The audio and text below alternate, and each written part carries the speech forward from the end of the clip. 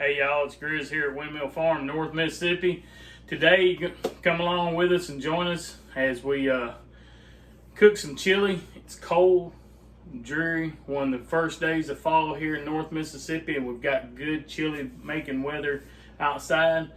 My wife's at work, so I'm going to make her up a big old pot of chili so when she comes in tonight, she's got something to warm her up and just give her that good soulful feeling that we get with the soul food of light chili. So y'all come on, join me while I show you how we make a chili here at Windmill Farm, alright?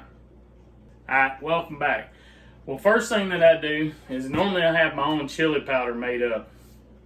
I'm going to show you how we do that. Now, I'm going to put the recipe down in the bottom because I don't have the exact measurements. I've measured everything out here. But this is paprika here, okay?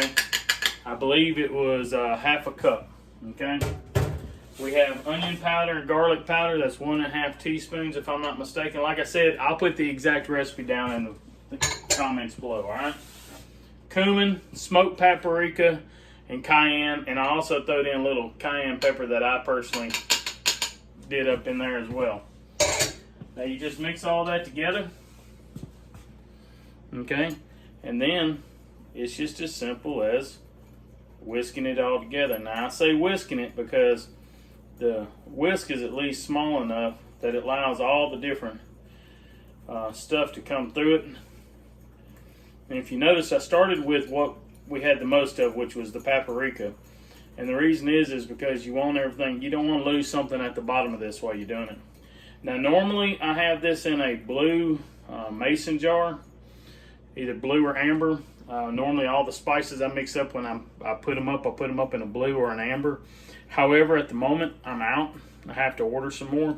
So we're going to put it in just a regular clear quilted jar. But when it's done, that's what you got. Good old chili powder. All right. Now we got chili powder. Now we can work on the chili. Now this is just my recipe of chili. It started off as almost like a goulash. We threw stuff together that we knew kind of made up chili. I'll tell you right now, I'm from Texas and I don't put beans in my chili.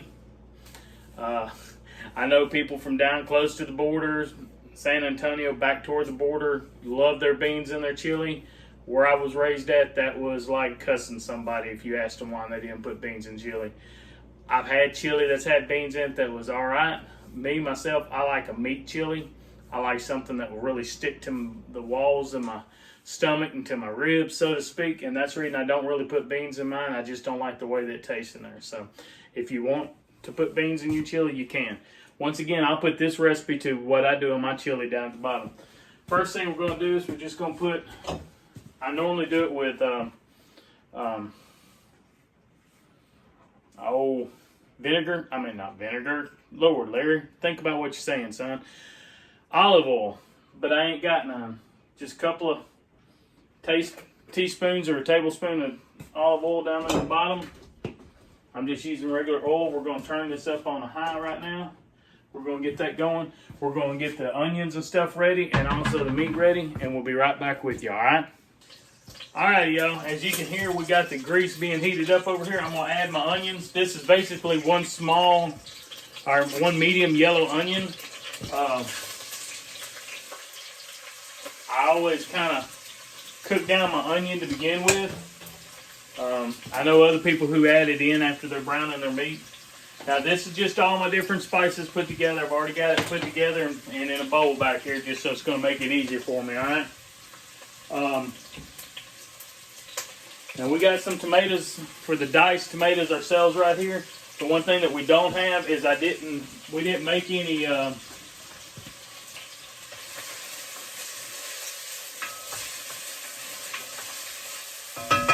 any tomato paste this year, simply because, well, if y'all seen any of our early spring videos, you realize that we literally had a bad spring where the goats got out and ate everything.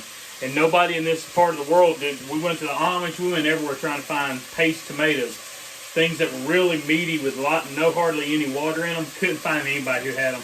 You can do it out of regular tomatoes. Anybody who's done a Roma tomato or did even a bigger boy or better boy, You can make them out of those. You just have to cook. It is a longer process, and it's really a lot more time consuming than it's worth.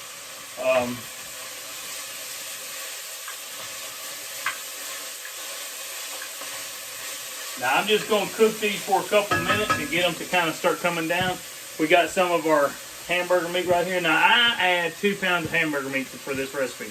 Like I said, I like a thick, meaty chili. So we're going to cook this down, and then we're going to start adding our beef in there. And after our beef browns, we'll add the beef, we'll brown it. After it browns, then we're going to add everything else. And from that point, it's just cooking it for 25-30 minutes, good and slow. We're going to bring it to a boil first, then we're going to put it on simmer and just simmer it with the lid on it, and cook it. Kind of like a tomato sauce or something that you spaghetti sauce that you make yourself. It really boils down to what you like in it. Go with my recipe, tweak it to what way you feel. Time of cooking is the same way. Some people like a super runny chili. Don't cook it as long. Let your water stay in there, or add water to it if you want to. Because once that hamburger meat's brown, really all you're doing is allowing the spices and the tomatoes to kind of mix into that meat and get that flavoring. Another reason a lot of people will cook chilies longer is simply because they've got the beans in there, and if you've ever cooked beans, you know it takes a while to cook beans. It just does. So y'all just tweak it. Let me know what you've done to your recipes. I always enjoy looking at other people's recipes, trying them. I take people's recipes all the time and tweak them and make them my own. So I wouldn't mind y'all taking mine and tweaking it, and let me know what y'all do to y'all's, all right? But this is a good thing here. Now, I'm not making a super big batch of chili this time. However, if you want to do a big stock pot, you got a big stock pot, let's say you want to do 10 pounds of hamburger meat and you want to do 10 quarts of tomatoes, and you really want to make this a big thing, you can, and then turn around and put it back in your quart jars, maybe even your pints, depending on how you eat at your house, and can it.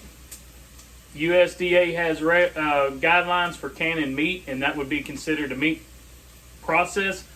I think, if I'm not mistaken, it's 10 pounds of pressure for 90 minutes. Don't quote me on that one. I'd have to look it back up, but I think it's 10 pounds at 90 minutes here below where we're at. Alright, the onions aren't brown, but they're starting to soften up real good. I'm going to give them another minute or two, and then we're going to add the hamburger meat, alright?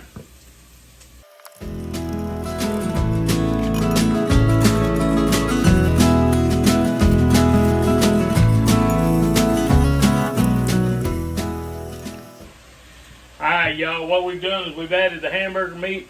I've just taken this wooden spoon that I was stirring with it already and just kind of chop that meat up the best that you can. As it starts to cook, keep chopping at it and it falls apart.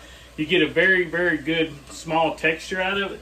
To me, that's what I like in my chili. I like something that's very small texture with that. So we're going to sit here and cook this until we get it brown, and then we'll come back.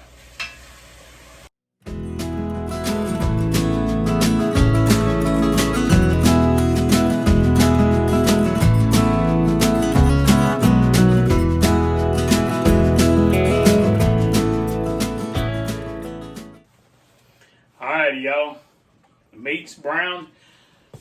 There's not enough grease to pour off on this. If you don't use a real lean beef, ours came from the people who we had process the cow for us, Johnson Farms, very lean beef. If you're using something like a 75-25 or a 70-30, you might have some grease. I've got a little bit of grease in here, but it's not enough that I'm going to worry about pouring off. So I'm going to go ahead and add my tomatoes. These are basically diced tomatoes, just old country style tomatoes. Some tomato sauce. Sometimes I add a couple of tablespoons of tomato paste to thicken it up a little bit. And then, of course, all my different spices. Like I said, I'll have it in the recipe down below. All right, so let's just do that.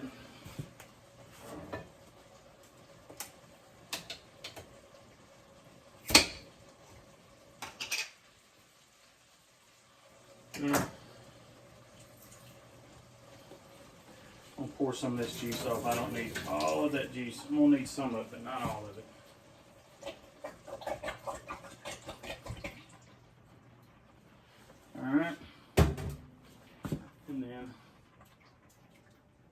tomato paste. That's a commercial bought tomato paste because, like I said, we didn't get to do it this year because of our tomatoes.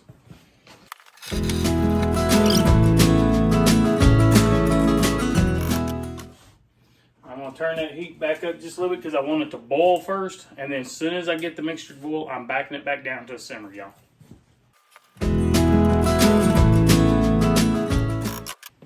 Now, before it gets to a boil, normally I stir it once or twice. If you was wondering what I was doing there, I just try to keep it from sticking to the bottom of the pan. All right, that's all I'm doing. Now, if you want hotter chili, you can put ghost peppers in it. You can put scorpions, you know, the Trinidad scorpions. You can add more cayenne to it. I know people who chop up habaneros and jalapenos and add to it. Chili is one of them things that you make it your way. This is just a basic recipe I use, and it's a quick recipe, quick, easy, to the point, not a big problem. So that's the reason I do it when I'm doing dinner like this in the evening time. Alrighty, it's boiling. Now, I don't have to have a rolling boil. I'm not looking for nothing like that. I'm just looking for a boil to really get all them spices and everything mixed up. Now, once I've got that, we're going to lower it to medium-low, between low and medium, medium-low. We're going to simmer it. We're going to do that for 25 minutes or so. We'll be back in a little bit and we'll show you what we got, all right? All right, y'all. I let it cook down a little bit, as y'all can see. I've set my bowl up with, sorry, I was looking down, didn't realize I'd done that. I set my bowl up with my crackers and I put some cheese in there. I'm going to add my chili and then I'm going to add some hot sauce and we're going to sit down and eat this big old piping bowl of chili, all right?